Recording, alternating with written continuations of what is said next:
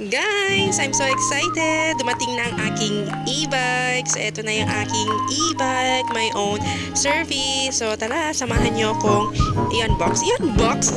Tanggalin natin yung mga plastic na nakalagay sa e-bike. So, wakas guys, mayroon na akong e-bike. Wala naman talaga akong balak bumili ng e-bike sana. Kaso since naging barangay official na kasi ako, yung barangay hall kasi namin, kung sa Ilocano, pungto-tipungto nukwa. So, yung bahay namin nandito, so yung barangay hall namin nasa malayo. Sa likod siya ng Centennial.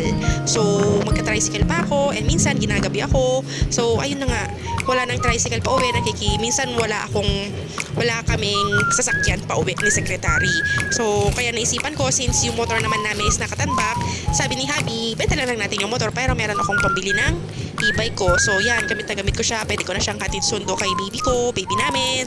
So, yan, very convenient talaga. Hindi kasi ako marunong magmotor. So, yung e-bike talaga, kayang-kaya ko siya. Pero more practice na lang sa pagpa-parking. Ang available na kulay pala nitong e-bike, bagong release lang daw nito is red and gray. So sabi ko, yung red, marami ng red sa kapitbahay namin. At saka yung kapitbahay namin dito sa likod, bagong-bago rin, ilang days lang nakakaraan.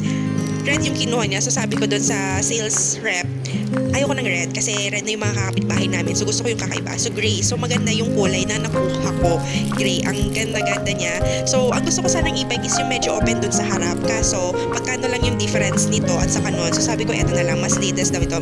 Mas maganda. Hindi naman siya. Akala ko mabigat siya. Pero hindi pala siya mabigat. So okay lang siya. Guys, tingnan nyo. Oh. Diba? Ang sarap pala magganito. Yung magtanggal-tanggal ng mga plastic. Magtanggal lang talaga ng plastic. So ayan siya guys. Ito yung kulay gray. Hindi mo masyadong maano yung gray pero parang black. Ganun. Pero diba?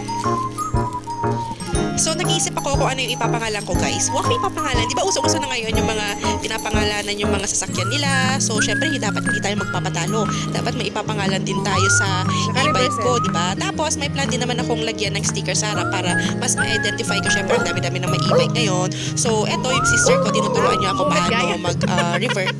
Hindi mag-reverse. Paano siya... Oo, paano mag-reverse, paano talaga mag-parking. Kasi ngayon pa lang talaga ako totally mag-practice. So, nung medyo gamay ko na, nakalayo-layo naman ako. Ayan, kung naririnig niyo sa background, tinuturuan ako ng kapatid ko kung paano yung gagawin ko kung mag-parking ako, kung mag-reverse ako. So, that's all for today's video, guys. Gusto ko lang i-share sa inyo itong ganap. Hindi pala ako nakapagpa-video habang nag-i-e-bike ako. So, next time na lang. So, follow for more. Bye!